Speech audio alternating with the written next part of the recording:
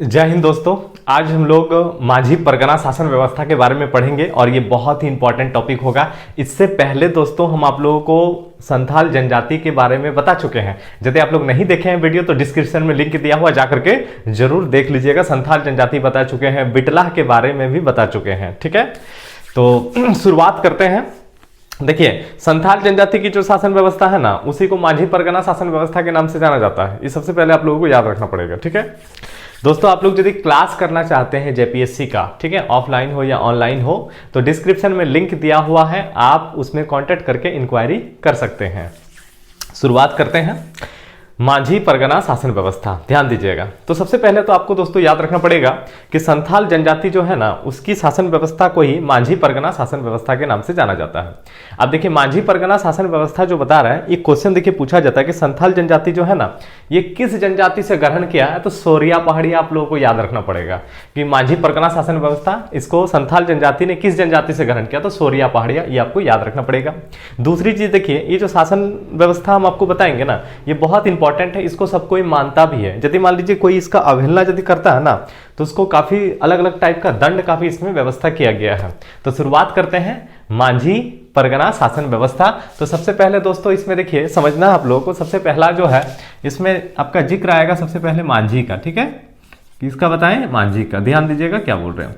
अब ये जो माझी के बारे में दोस्तों हम आपको बता रहे हैं ना, माझी के बारे में, इसमें देखिए आप लोगों को याद क्या रखना। सबसे पहले तो याद रखिए, इस शासन व्यवस्था में प्रत्येक गांव की एक पंचायत होती है। ठीक है, माझी परगना शासन व्यवस्था में हम आपको बता रहे हैं कि प्रत्येक गांव में एक पंचायत होता है और उस पंचायत का जो प्रधान होता है ना, वो कहलाता है माझी। कोई दिक्कत नहीं है, भूलना नहीं है। ठीक है, हम आपको बता रहे हैं कि माझी परगना शासन व्यवस्था में, मतलब संथाल जनजाति की जो शासन व्यवस्था है, उसमें प्रत्येक गांव में एक पंचायत होती है। उस पंचायत का प्रधान के होगा तो माझी होगा। ठीक है, अब ये जो बता रहे हैं ना, ये उस पंचायत का, याद रखिएगा, उस गांव का पूरा शासन व्यवस्था माझी के ऊपर डिपेंड करता है। किसके ऊपर डिपेंड करता है? माझी के ऊपर। ये हर तरह का निपटारा कर देता है। जैसे मान लीजिए जमीन जायदाद का कोई झगड़ा हो गया तो निपटारा कर देगा, आपसी झगड़ा हो गया तो निपटारा कर देगा, तलाक से संबंधित निपटारा कर देगा। मतलब छोटा मोटा जितना भी लफड़ा है वो आपका निपटारा माझी कर सकते हैं। ठीक, कोई दिक्कत नहीं है। लेकिन याद रखिए, यदि कोई खतरनाक अपराध हो जाता है, ठीक, तो खतरनाक अपराध मतलब मर्डर वगैरह यदि हो गया, हत्या वगैरह यदि हो जाता है, तो इस तरह का यदि अपराध हो जाता है ना गलती से, तो याद रखिएगा, इस तरह का अपराध के लिए सरकारी जो है हस्तक्षेप अनिवार्य था। मतलब ऐसे में आपको कोर्ट जाना पड़ेगा। बशर्ते हत्या के अलावा और कोई भी छोटा मोटा अपराध यदि हो जाता है तो उसका व्यवस्था, उसका निपटारा कौन कर देगा? तो दोस्तों याद रखना, माझी कर सकता है, कोई दिक्कत नहीं है। तो आपको याद रखना है, सबसे पहला हम आपको क्या बताएं, तो माझी के बारे में बताएं। तो पंचायत का प्रधान कौन होता है, तो पूछेगा तो क्या हो जाएगा, तो माझी हो जाएगा। देखिए, माझी के अलावा और एक होता है इसमें, जिसको याद रखिएगा जोग माझी कहा जाता है। दूसरा क्या कहलाता है? ये जोग माझी। ध्यान दीजिएगा दोस्तों। ठीक है, ये जो जोग माझी हम आपको बता रहे हैं ना, जोग माझी, देखिए सबसे पहले तो याद रखना पड़ेगा कि ये माझी का सहायक होता है। किसका सहायक बताएं? हम आपको उप माझी नहीं बता रहे हैं, हम आपको बता रहे हैं कि माझी का सहायक होता है, उप माझी नहीं। ठीक है, जोग माझी कौन होता है? तो माझी का सहायक होता है। ठीक है, जैसे शासन संबंधी कामों को सही रूप से चलाने के लिए हम बोल सकते हैं कि एगो सहायक होना चाहिए कि नहीं होना चाहिए? किसका? तो माझी का। तो उसको क्या बोलते हैं? तो जोग माझी। इसका काम क्या है पता है? ये आपका जन्म और विवाह से संबंधित सलाह वगैरह ज्यादा देता है। जैसे मान लीजिए विवाह से संबंधित कोई मामला यदि आ जाता ना, तो उसको निपटारा करने का काम स्पेशली किसका है? तो जोग माझी का है। किसका है? जोग माझी। ये विवाह संबंधी मामलों को सुलझाता है, ये आपको याद रखना पड़ेगा।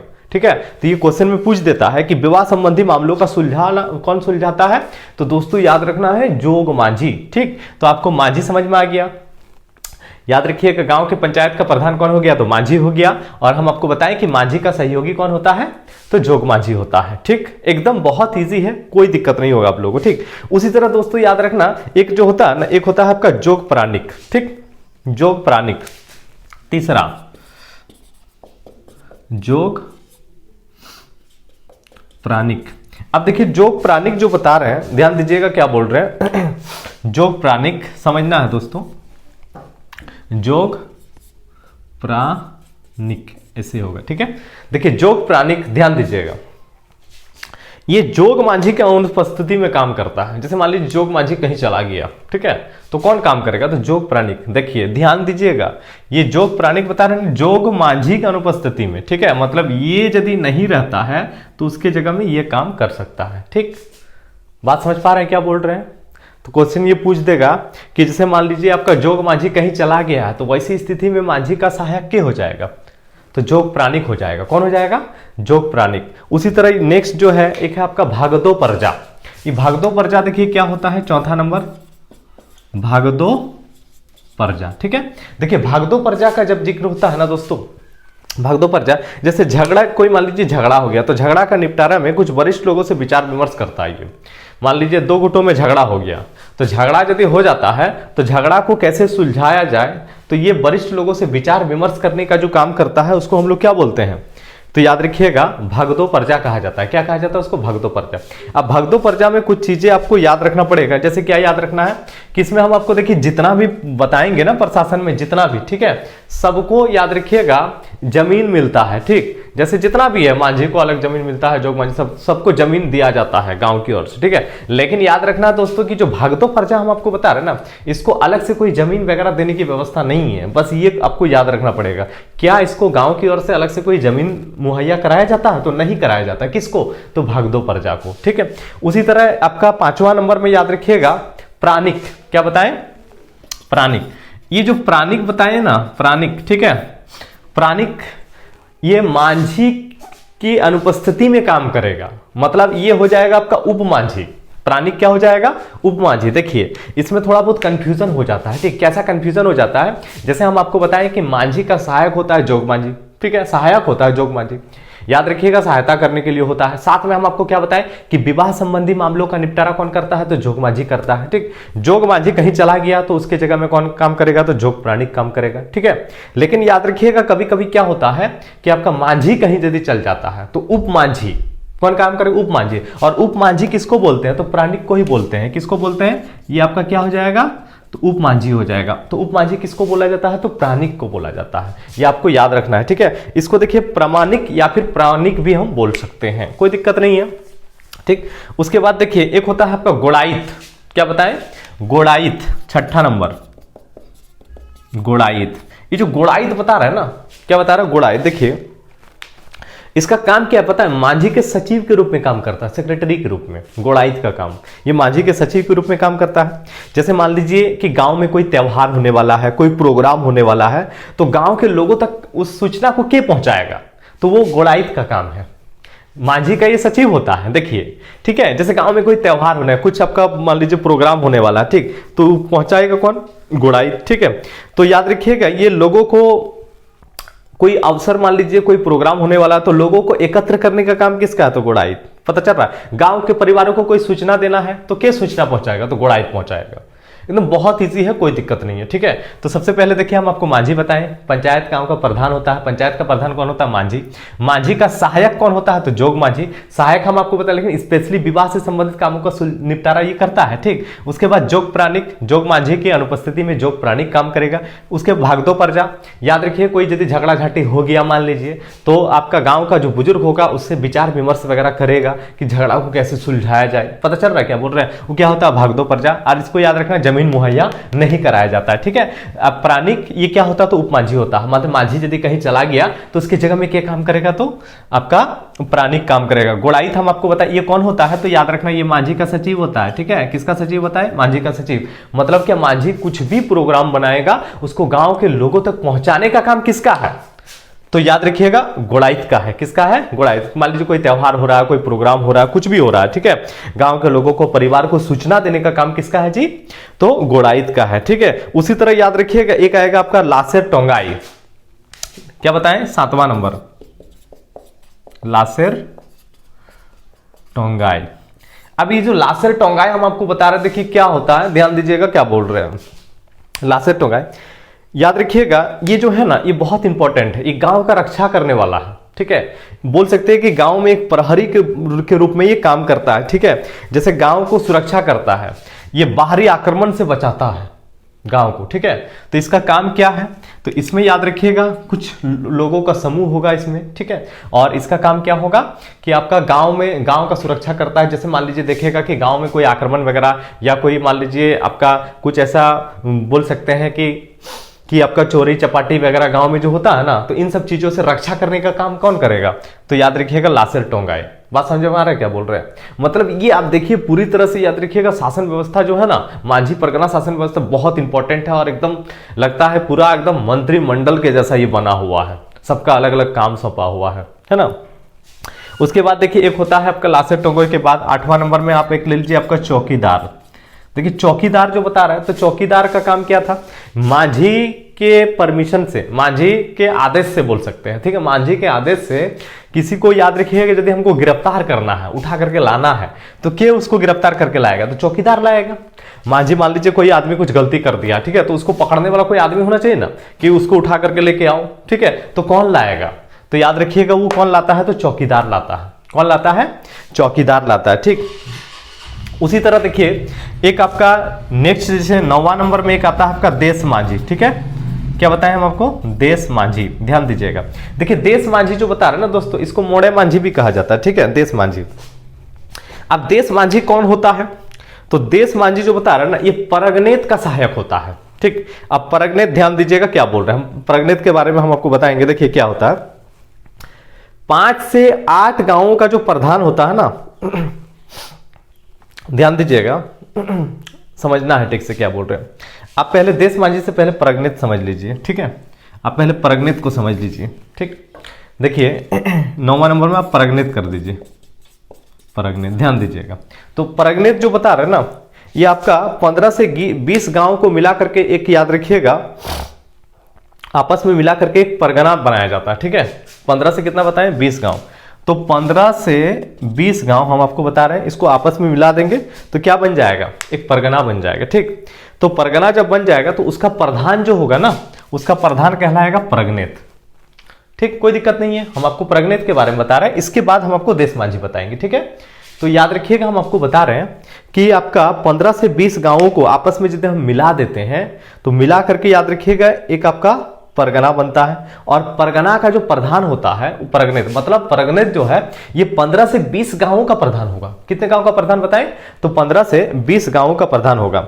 और इसका काम क्या होगा पता है, जैसे मान लीजिए देखिए, जैसे गांव में कोई विवाद होगा तो उसका निपटारा तो माझी कर देगा ना, लेकिन जैसे 2 गांवों के बीच में विवाद हो गया, गांवों के बीच में विवाद हो गया, कई गांवों के बीच में विवाद हो गया, तो फिर उसका निपटारा क्या करेगा, तो परगनेत करता है। कौन करता है, परगनेत, ठीक। इसी के बाद दोस्तों याद रखना 10वां नंबर में आपको याद रखना है देश माझी, ठीक है, क्या याद रखना है, देश माझी, ध्यान दीजिएगा क्या बोल रहे हैं। अभी जो देश माझी हम आपको बता रहे हैं, क्या बता रहे हैं, देश माझी, ध्यान दीजिएगा, ये कौन होता है, तो ये परगनेत का सहायक होता है, परगनेत का सहायक होता है। मतलब याद रखिएगा परगनेत जैसे ये 15 से 20 गांवों के समूह का होता है ये मालिक, ठीक है। और ये देश माझी जो होगा ना, ये आपका 5 से लेकर के 8, कितना गांव बताएं, 5 से लेकर के याद रखिएगा 8 गांवों का प्रधान होता है। तो इस प्रकार एक याद रखिएगा परगनेत के 1 से अधिक सहायक हो सकता है। पता चल रहा है क्या बोल रहे हैं, मतलब हम बोल सकते हैं कि 3-4 को परगनेत का सहायक हो सकता है। तो परगनेत का जो सहायक होता है उसको हम लोग क्या बोलेंगे, तो देश माझी, क्या बोलेंगे, देश माझी, ठीक है। देखिए एकदम सिंपल सा चीज है कि कोई काम का निपटारा यदि माझी नहीं कर पाता तो उसका निपटारा कौन करेगा, देश माझी करेगा। कौन करेगा, देश माझी करेगा। और यदि देश माझी नहीं कर पाता है तो उसका निपटारा कौन करेगा, तो परगनेत करेगा, ठीक है। आपको याद रखना है दोस्तों कि जो परगनेत है ना, इसमें 15 से 20 गांव का समूह का याद रखिएगा मालिक है परगनेत, ठीक है। लेकिन याद रखिएगा उसके नीचे है देश माझी, ध्यान दीजिएगा, परगनेत 15 से 20 गांव और देश माझी 5 से 8 गांव, ठीक। तो याद रखिएगा देश माझी का काम क्या है, तो ये परगनेत का सहायता करता है। किसका सहायता करता है, परगनेत का सहायता करता है। तो याद रखना है कि आपका परगनेत बड़ा कि देश माझी बड़ा, तो परगनेत बड़ा, देश माझी उसके बाद क्या हो जाएगा, तो माझी हो जाएगा, क्या हो जाएगा, माझी, ठीक है। उसी तरह दोस्तों एक याद रखना है 11वां नंबर में आपको याद रखना, एक होता है आपका दिसुम परगना, ठीक है, दिसुम परगना। अब ये जो दिसुम परगना हम आपको बता रहे हैं, ठीक, ये परगनेत से भी ऊंचा है, दिसुम परगना ये परगनेत से भी हम आपको क्या बता रहे हैं, तो ऊंचा है, ध्यान दीजिएगा, ठीक है।